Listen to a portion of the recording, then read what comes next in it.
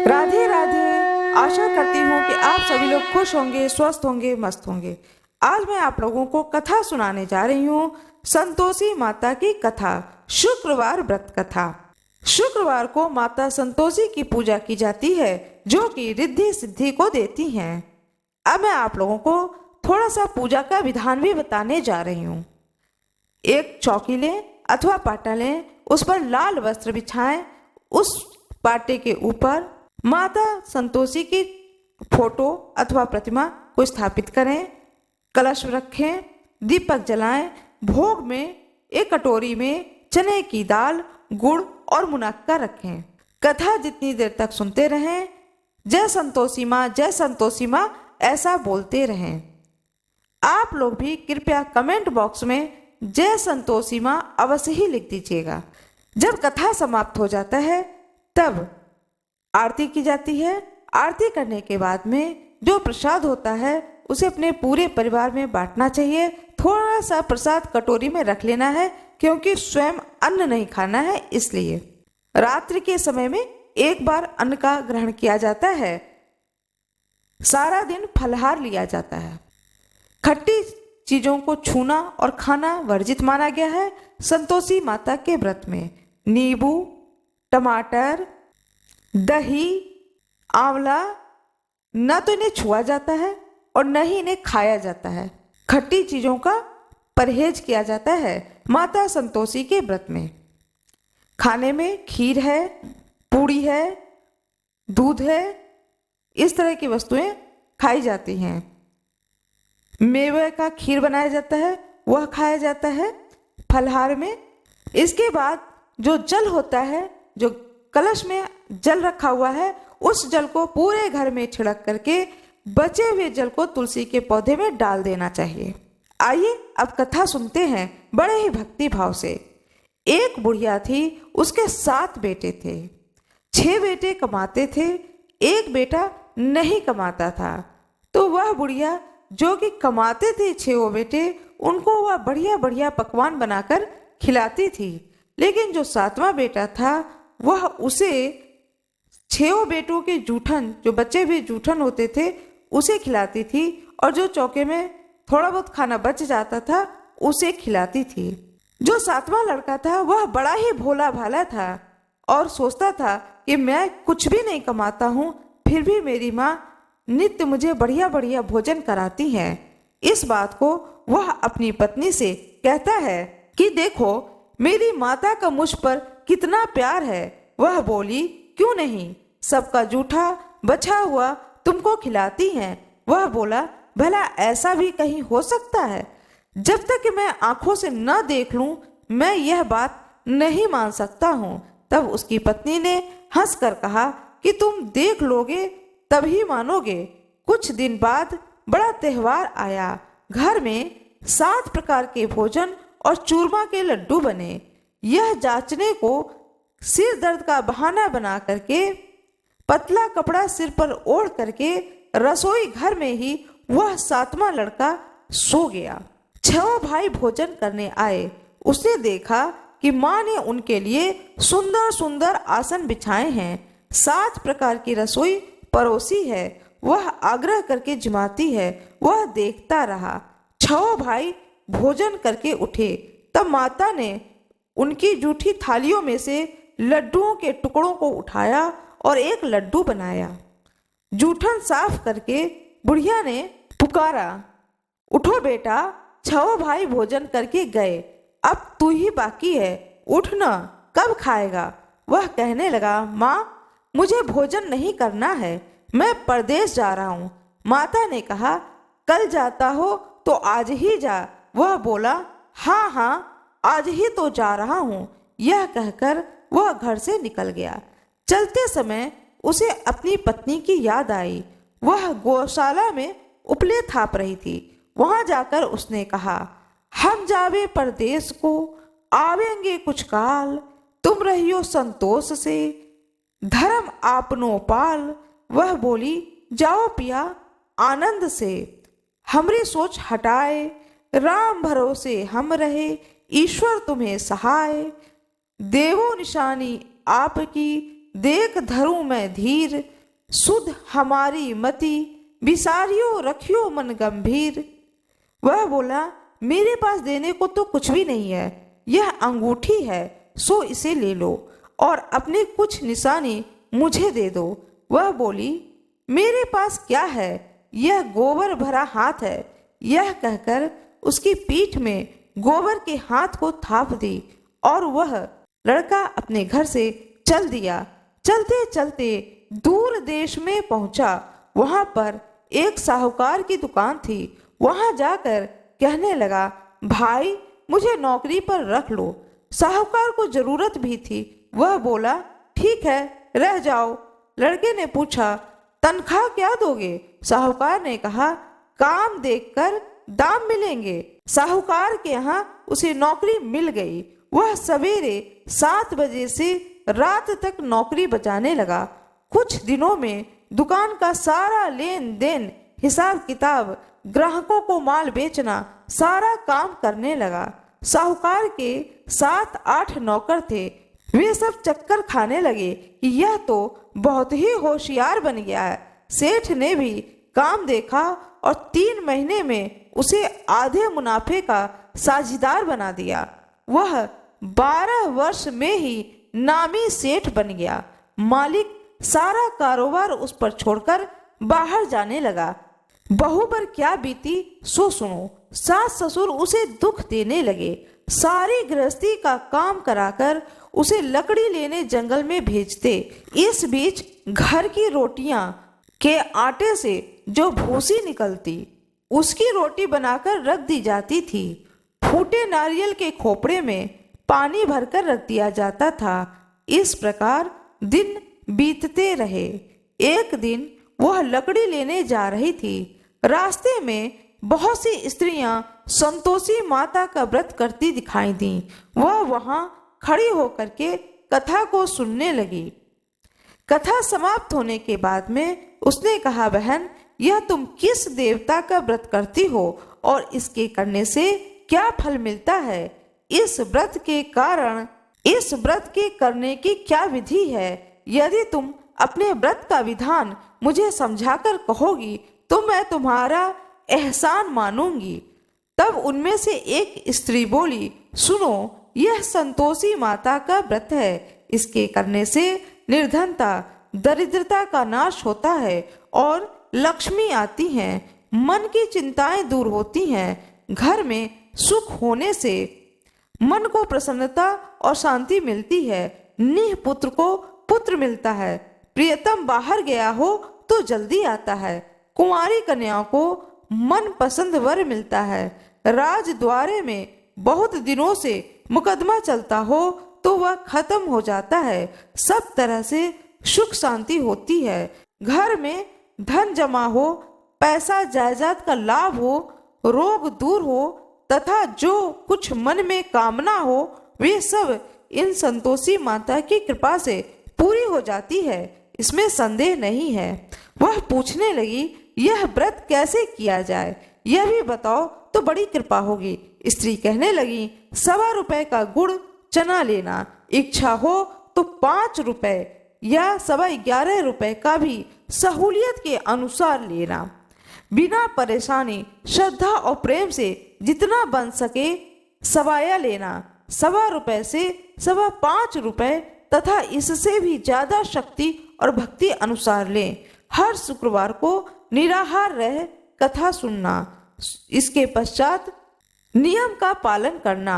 सुनने वाला कोई न मिले तो घी का दीपक जला उसके आगे जल के पात्र को रख करके कथा कहना, परंतु नियम ना टूटे। जब तक कार्य सिद्ध न हो नियम पालन करना और कार्य सिद्ध हो जाने पर ही व्रत का उद्यापन करना।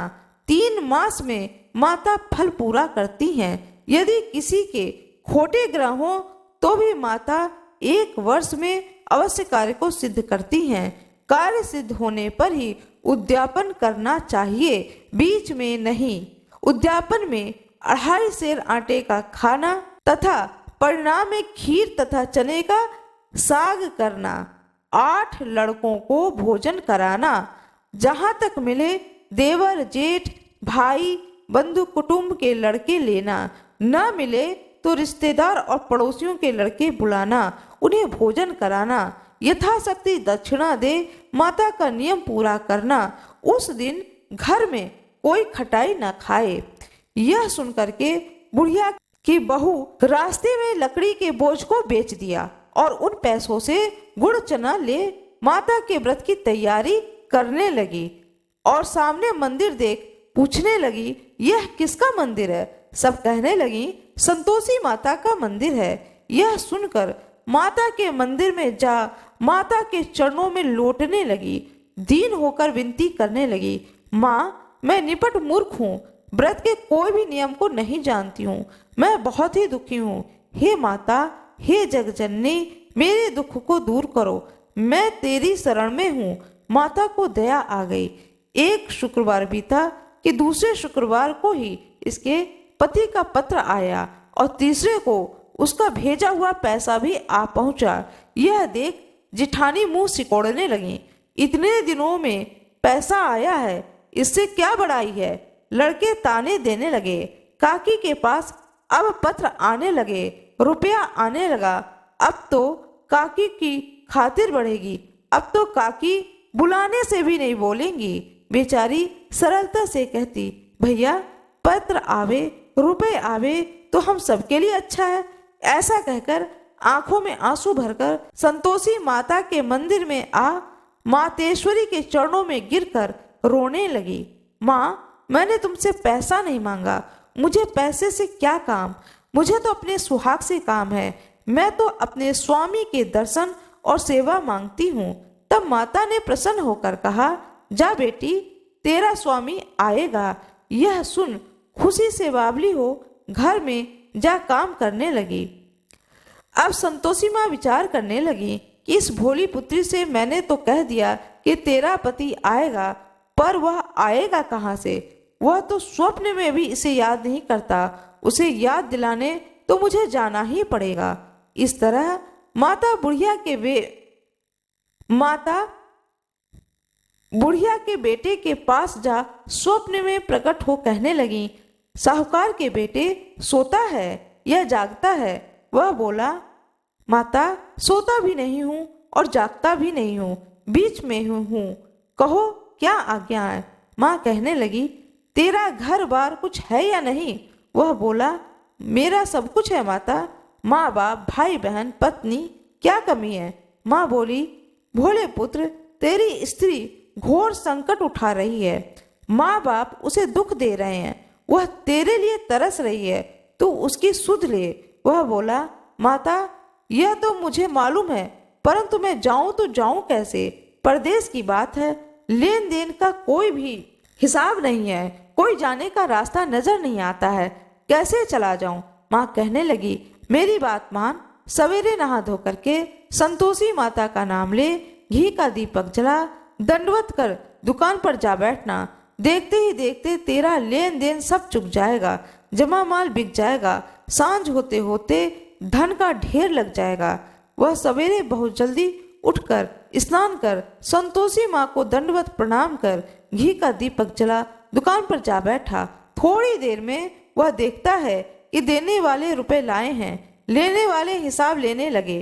कोठी में भरे सामानों के खरीदार नगद दामों में सौदा करने लगे। शाम तक धन का ढेर लग गया। माता का चमत्कार देख प्रसन्न हो मन में माता का नाम ले घर ले जाने के वास्ते गहना कपड़ा खरीदने लगा। वहां के काम से निपट करके वह घर को रवाना हुआ। वहां बहू बेचारी जंगल में लकड़ी लेने जाती, लौटते वक्त माँ के मंदिर पर विश्राम करती। वह तो रोजाना रुकने का स्थान था। दूर से धूल उड़ती हुई देखकर वह माता से पूछती है, हे माता, यह धूल कैसी उड़ रही है? तब माँ कहती है, हे पुत्री, तेरा पति आ रहा है, अब तू ऐसा कर, लकड़ियां के 3 बोझ बना ले, एक नदी के किनारे रख, दूसरा मेरे मंदिर पर और तीसरा अपने सिर पर। तेरे पति को लकड़ी का गट्ठर देखकर मोह पैदा होगा, वह वहां रुकेगा, नाश्ता पानी बना खाकर माँ से मिलने जाएगा। तब तुम लकड़ियों का बोझ उठाकर घर जाना और बीच चौका में गड्ढा डालकर 3 आवाज लगाकर कहना, लो सासू जी, लकड़ियों का गट्ठा लो, भूसे की रोटी दो, नारियल के खोपड़े में पानी दो, आज कौन मेहमान आया है। माँ की बात सुनकर बहू बोली, बहुत अच्छा है माता, कह करके प्रसन्न हो लकड़ियां के 3 गट्ठे ले आई। एक नदी के तट पर, एक माता के मंदिर पर। इतने में ही एक मुसाफिर आ पहुंचा। सूखी लकड़ी देखकर उसकी इच्छा हुई कि अब यहीं विश्राम करें और भोजन बनाकर खाकर गांव जाएं। इस प्रकार भोजन बना विश्राम कर वह गांव को गया, सबसे प्रेम से मिला। उसी समय बहू सिर पर लकड़ी का गट्ठर लिए आती है। लकड़ी का भारी बोझ आंगन में डालकर जोर से आवाज देती है, लो सासू जी, लकड़ी का गट्ठर लो, भूसे की रोटी दो, नारियल के खोपड़े में पानी दो, आज कौन मेहमान आया है। यह सुनकर के सास बाहर आ गई। अपने दिए हुए कष्टों को भुलाते हुए कहती हैं, बहू ऐसा क्यों कहती हो, तेरा मालिक ही तो आया है, आ बैठ, मीठा भात खा, भोजन कर, कपड़े गहने पहन। इतने में आवाज सुन उसका स्वामी बाहर आता है और अंगूठी देख व्याकुल हो माँ से पूछता है, माँ यह कौन है। माँ कहती है, बेटा यह तेरी पत्नी है, आज 12 बरस हो गए, तू जब से गया है तब से सारे गांव में जानवर की तरह भटकती फिरती है, काम काज घर का कुछ नहीं करती है, 4 समय आकर खा जाती है। अब तुझे देखकर भूसे की रोटी और नारियल के खोपड़े में पानी मांगती है।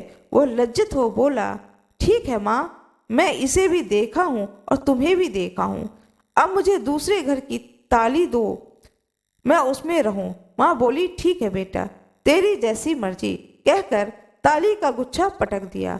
उसने ताली ले दूसरे कमरे में जो तीसरी मंजिल के ऊपर था खोलकर सारा सामान रखा। एक दिन में ही वह राजा के महल जैसा ठाठ बाट बन गया। अब क्या था, दोनों सुखपूर्वक रहने लगे। इतने में अगला शुक्रवार आया। पत्नी ने अपने पति से कहा कि मुझे माता का उद्यापन करना है। पति बोला, बहुत अच्छा, खुशी से करो। वह तुरंत ही उद्यापन की तैयारी करने लगी। जेठ के लड़के को भोजन के लिए कहने गई। उसने मंजूर किया, परंतु पीछे जिठानी अपने बच्चों को सिखलाती है, देखो रे, भोजन के समय सब लोग खटाई मांगना, जिससे उसका उद्यापन पूरा ना हो, लड़के जीवने आए। खीर पेट भर के खाई, परंतु याद आते ही कहने लगे, हमें कुछ खटाई दो, खीर खाना हमें भाता नहीं है, देख करके अरुचि होती है। बहू कहने लगी, किसी को भी खटाई नहीं दी जाएगी, यह तो संतोषी माता का प्रसाद है। लड़के तुरंत उठ खड़े हुए, बोले, पैसा लो। भोली बहू कुछ नहीं जानती थी, सो उसने पैसे दे दिए। लड़के उसी समय जाकर के इमली लाकर खाने लगे। यह देखकर बहू पर संतोषी माता ने कोप किया। राजा के दूत उसके पति को पकड़कर ले गए। जेठ जिठानी मनमाने खोटे वचन कहने लगे, लूट लूट धन इकट्ठा करके लाया था, सो राजा के दूत पकड़कर ले गए। अब सब मालूम पड़ जाएगा जब जेल की हवा खाएगा। बहू से यह वचन सहन नहीं हुए। वह रोती रोती माता के मंदिर गई। हे माता, तुमने यह सब क्या किया? हंसाकर अब क्यों रुलाने लगी? माता बोली, पुत्री, तूने उद्यापन करके मेरा व्रत भंग किया है, इतनी जल्दी सब बातें भुला दी।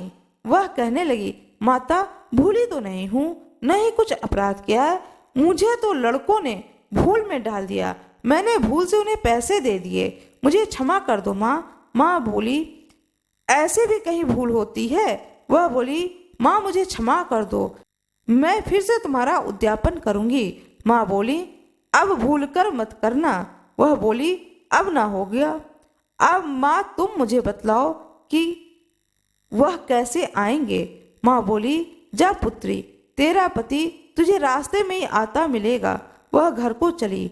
राह में ही पति आता मिला। उसने पूछा, तुम कहाँ गई थी? तो वह कहने लगी, इतना धन कमाया है, उसका टैक्स राजा ने मांगा था, वह भरने गया था। वह बोली, भला हुआ, अब घर चलो। कुछ दिन बाद फिर शुक्रवार आया। वह बोली, मुझे माता का उद्यापन करना है। पति ने कहा, करो। वह फिर से जेठ के लड़कों से भोजन करने को कहने गई। जिठानी ने तो एक दो बातें सुनाई, लड़कों को सिखा दिया कि तुम पहले की तरह ही खटाई मांगना। लड़के कहने लगे, हमें खीर खाना नहीं भाता, जी बिगड़ता है, कुछ खटाई खाने को देना। वह बोली, खटाई खाने को नहीं मिलेगा, खाना हो तो खाओ। वह ब्राह्मण के लड़कों को लाकर भोजन कराने लगी। यथाशक्ति दक्षिणा की जगह एक एक फल उन्हें दिया। इससे संतोषी माता प्रसन्न हुई। माता की कृपा होते ही 9वें मास उसको चंद्रमा के समान सुंदर पुत्र हुआ। पुत्र को लेकर प्रतिदिन माता जी के मंदिर में जाने लगी। माँ ने सोचा कि यह रोज आती है, आज क्यों न मैं ही इसके घर चलूं, इसका आसरा देखूं तो सही। यह विचार कर माता ने भयानक रूप बनाया। गुड़ और चने से सना मुख, ऊपर सूंड के समान होंठ, उस पर मक्खियां भिन भिना रही थीं। दहलीज में पांव रखते ही उसकी सास चिल्लाई, देखो रे, कोई चुड़ैल चली आ रही है, लड़कों ने इसे भगाओ, नहीं तो किसी को खा जाएगी। लड़के डरने लगे और चिल्लाकर खिड़की को बंद करने लगे। छोटी बहू रोशनदान में से देख रही थी। प्रसन्नता से पगली होकर चिल्लाने लगी, आज मेरी माताजी घर आई हैं। यह कहकर बच्चे को दूध पिलाने से हटाती है। इतने में सास का क्रोध फूट पड़ा। बोली, इसे देखकर कैसी उतावली हुई है जो बच्चे को पटक दिया। इतने में माँ के प्रताप से जहाँ देखो वहीं लड़के ही लड़के नजर आने लगे। वह बोली, माँ जी, मैं जिसका व्रत करती हूँ यह वही संतोषी माता है। इतना कहकर वह झट से सारे घर के किवाड़ खोल देती है। सबने माता के चरण पकड़ लिए और विनती कर कहने लगी, हे माता, हम मूर्ख हैं, हम अज्ञानी हैं, हम पापी हैं, तुम्हारे व्रत की विधि हम नहीं जानते। तुम्हारा व्रत भंग कर हमने बहुत बड़ा अपराध किया। हे माता, आप हमारा अपराध क्षमा करें। इस प्रकार माता प्रसन्न होती हैं। माता ने बहू को जैसा फल दिया वैसा सभी को फल दे। कथा सुनने वाले को और कथा सुनाने वाले के मनोरथ को पूर्ण करें। संतोषी माता की जय हो, संतोषी माता की जय हो, संतोषी माता की जय हो। संतोषी माता की आरती।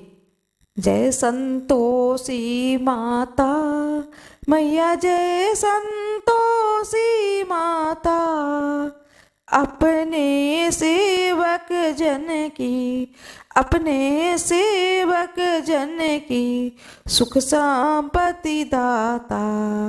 जय संतोषी माता, सुंदर चीर सुनहरी माँ धारण कीनो, माता धारण कीनो, हीरा पन्ना दम के, हीरा पन्ना दम के, तन सिंगार लीनो। जय संतोषी माता। गेरू लाल छटा छवि चंदन कमल सोहे, मैया चंदन कमल सोहे, मंद हसत करुणामयी, मंद हसत करुणामयी, त्रिभुवन मन मोहे। जय संतोषी मैया, स्वर्ण सिंहासन बैठी, चवर दुरे प्यारे, मैया चवर दुरे प्यारे, धूप दीप नैवेद्य मधु सेवा भोग धरे न्यारे। जय संतोषी मैया, गुड़ अरुचना परम प्रिय, तामे संतोष किए, संतोषी कहलाई, भक्तन वैभव दियो। जय संतोषी मैया, शुक्रवार प्रिय मानत आज दिवस सोही, भक्त मंडली आई कथा सुनत मोही। जय संतोषी मैया, मंदिर जगमग ज्योति मंगल ध्वनि छाई। विनय करे हम बालक, विनय करे हम बालक, चरणन सिर नाई। जय संतोषी माई, भक्ति भाव में पूजा अंगीकृत कीजय।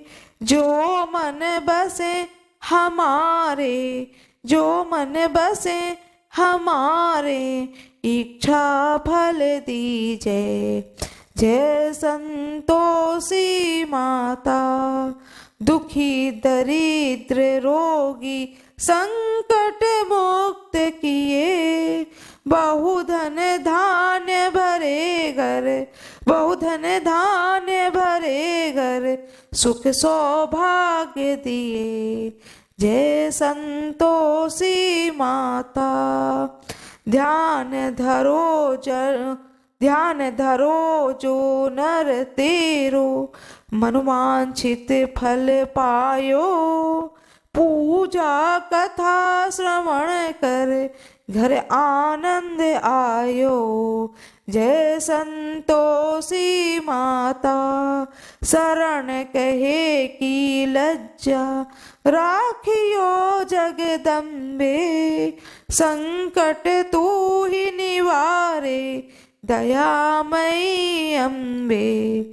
जय संतोषी माता, संतोषी माता की आरती जो कोई नर गावे। रिद्धि सिद्धि सुख संपत्ति जी भर के पावे। जय संतोषी माता, मैया जय संतोषी माता। कृपया वीडियो को लाइक जरूर कर दीजिएगा, चैनल को सब्सक्राइब कर दीजिएगा, बेल आइकन अवश्य दबा दीजिएगा। आप सभी लोगों का बहुत बहुत धन्यवाद।